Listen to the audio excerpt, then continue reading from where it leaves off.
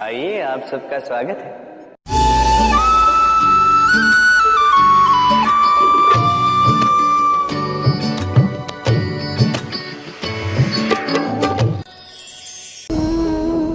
मेरे सामने है गैया का दिया गया दूध, जो 2 दिन तक टिकता है।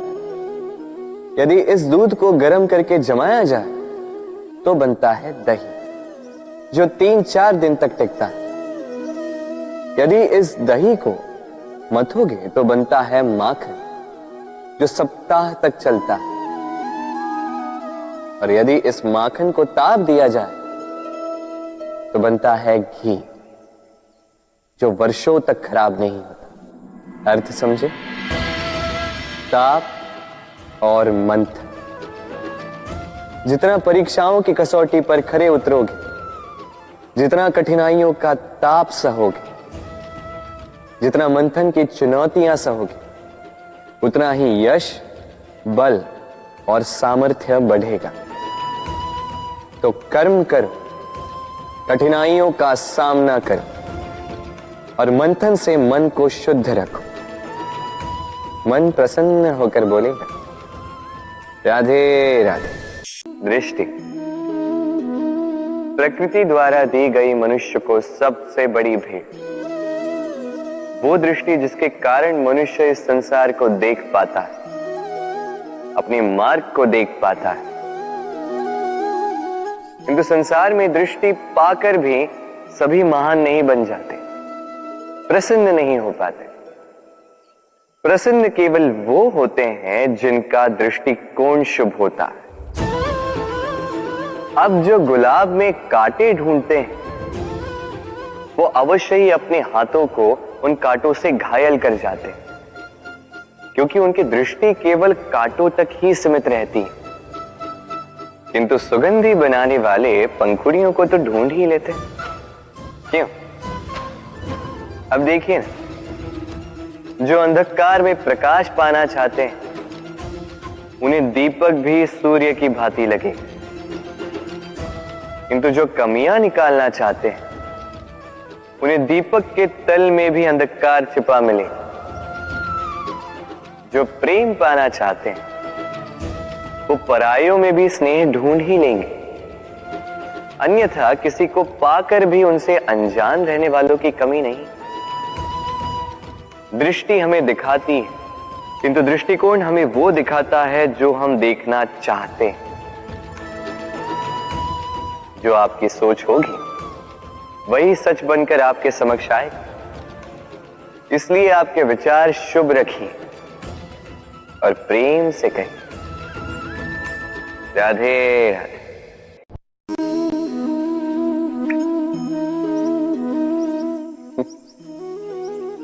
आकाश की वर्षा से गिरी बूंदें बड़ी ही शीतल, मीठी और पवित्र होती, किंतु सबका भाग्य भिन्न भिन्न होता है। अब देखिए ना, यदि कोई बूंद केले के पत्ते पे गिर जाए तो ओस बनकर ठहर जाती, प्रकृति की सुंदरता बढ़ाती, जीवों की प्यास बुझाती। यदि कोई बूंद सीप में गिर जाए तो मोती बन जाती, और यदि कोई बूंद सर्प के मुख में गिरे तो विष बन जाती। अब सबकी उत्पत्ति एक है, किंतु गुण भिन्न भिन्न है। क्यों? कारण क्या है इसका? कारण है संगति। संगति का प्रभाव बड़ा ही भीषण होता है। चाहे तो आपको आकाश में बिठा दे, चाहे तो आपको पाताल में धसा दे। अब वर्षा की बूंदें तो ये चयन नहीं कर पाती कि इनकी संगति क्या होगी, उनका भाग्य क्या होगा। किंतु हम तो मनुष्य, हम तो अपनी संगति चुन सकते। तो सोच विचार करके संगति चुनिएगा। ये चयन आपका होगा और इसका परिणाम भी आप ही को भुगतना होगा। राधे राधे। संसार में ज्ञानी कौन है?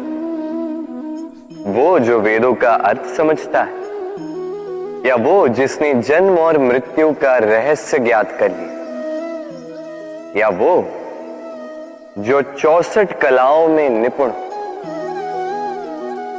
नहीं, संसार में ज्ञानी वो जो केवल एक अंतर समझता है, अंतर मान लेने का और ठान लेने का।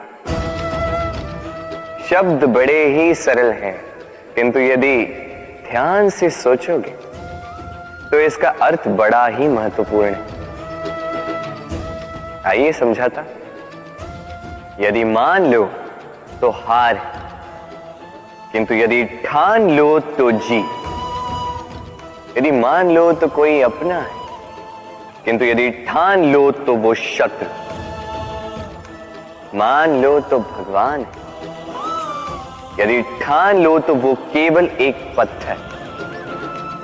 बस इस अंतर को समझ लीजिए, संसार की हर वस्तु आपके समक्ष होगी।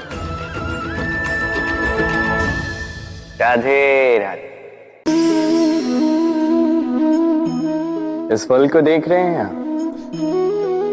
सब जानते हैं कि इस फल से निकला बीज एक नए वृक्ष को जन्म देगा। जो नया वृक्ष इसी प्रकार के फलों को जन्म देगा। परंतु क्या कभी आपने ये सोचा है, फल और बीज का संबंध इतना गहरा है, किंतु वृक्ष की जड़ों और वृक्ष की शाखाओं में इतनी दूरी क्यों है? क्योंकि दूरी आवश्यक है। यदि आप किसी को अपने साथ सदा सदा के लिए रखना चाहते हो तो उनसे दूरी समय समय पर आवश्यक है, क्योंकि ये दूरी ही है जिसके कारण आपको आपके साथी के महत्व के विषय में ज्ञात होता है। ये दूरी ही है जिससे आपको और प्रेरणा मिलती है कि उनसे फिर से मिले। इसलिए स्मरण रखिएगा, दूरियां कदापि बुरी नहीं होती। फल से बीज की ये दूरी ही नए फलों के निर्माण का कारण बनती है। प्रेम की असली परख होती है इन दूरियों से। तो दूरियों से भी प्रेम करें और प्रेम से कहें राधे राधे। कस्तूरी उसे धारण करने वाले मृग की नाभि में होती, किंतु वो मृग उस कस्तूरी की सुगंध को लेकर उसे पाने के लिए यहां वहां भटकता फिरता। वो मृग उस कस्तूरी को पा अवश्य सकता है, यदि वो स्वयं के भीतर झांक के देखे। अब देखिए ना, सुर बांसुरी के भीतर ही होते हैं, बस आवश्यकता है तो उसे खोजने के प्रयास की, अविरत चेष्टा। ठीक इसी प्रकार होती है हमारी शक्ति जो हमारे भीतर छिपी। सोचिए, जब परमात्मा स्वयं हमारे भीतर है तो हम उन्हें बाहर क्यों ढूंढें? हम स्वयं के भीतर तब झांकते हैं जब दूसरों से सहायता की अपेक्षा ही समाप्त हो जाती। तो जीवन में किसी की सहायता के लिए आस लगाए मत बैठिएगा, स्वयं अपना सहायक बने। रणभूमि में आपको अच्छा सारथी मिल सकता है, किंतु जीवन की इस यात्रा में आप ही को आपका सारथी बनना होगा। राधे राधे। मेरे दाऊ मुझसे कई बार कहते हैं, कान्हा तुम तो स्वयं नारायण हो, चुटकी बजाते ही यूं ही सब कुछ ठीक क्यों नहीं कर देते?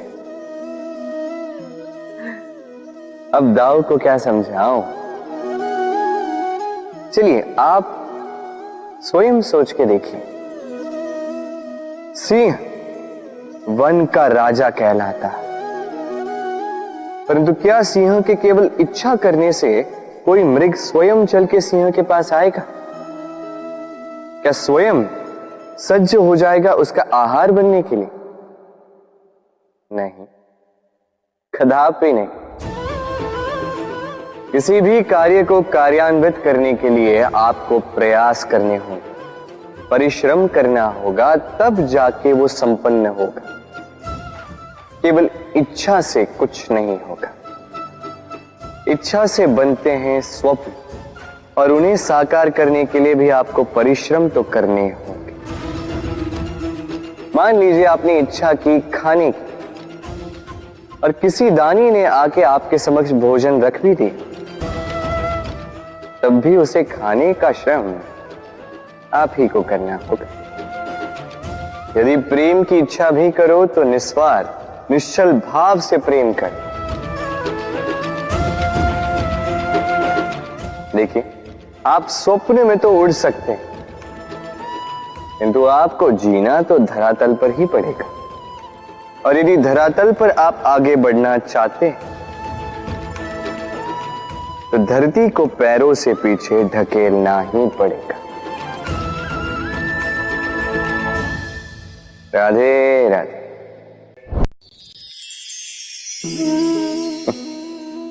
राधा के साथ जब मैंने पुष्पों की होली खेली थी तो आनंद कुछ और ही था। पुष्प यानी फूल, उन पर बरसाए जाते हैं जो विजयी होकर लौटते हैं, जिनके कदम शुभ होते हैं, जो पावन होते हैं। अब जो प्रेमी अपनी प्रेमी का हृदय जीत ले, उससे बड़ा बलि कौन? जो अपने आगमन से हमारे जीवन की धारा बदल डाले, उससे अधिक शुभ कौन? अब जो आकर हमारी मन की पीड़ाओं को निकाल कर उसमें प्रेम के रंग भर दे, तो उससे अधिक पावन कौन? तो हर वो व्यक्ति जो आपके लिए प्रिय है, जिनसे आप प्रेम करते हैं, फिर चाहे वो आपकी मां, बाबा, मित्र, भाई बहन, गुरु, उन पर पुष्प वर्षा ना केवल आपको हर्षाए बल्कि उनके मन को भी उल्लासित कर दे। क्योंकि रंग के साथ जब सुगंध मिल जाए तो आनंद 2 गुना नहीं 100 गुना हो जाता है।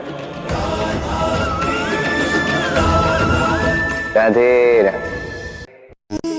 जीवन में हम कई लोगों से मिलते हैं, कई लोगों से वार्तालाप होती, कई लोग प्रसन्न प्रतीत होते हैं तो कई लोग चिंतित प्रतीत होते हैं।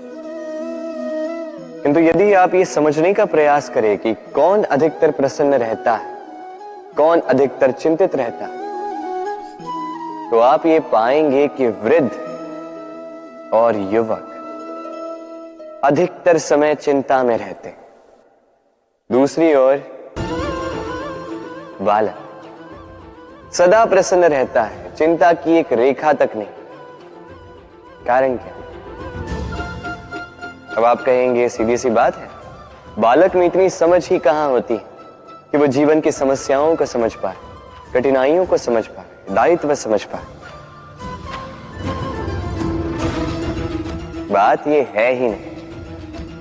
वृद्ध के विषय में यदि हम बात करें तो वृद्ध अपने बीते हुए समय के विषय में सोच सोच के दुखी हो जाता है। युवक अपने भविष्य के विषय में सोच सोच के चिंता में रहता है आज। किंतु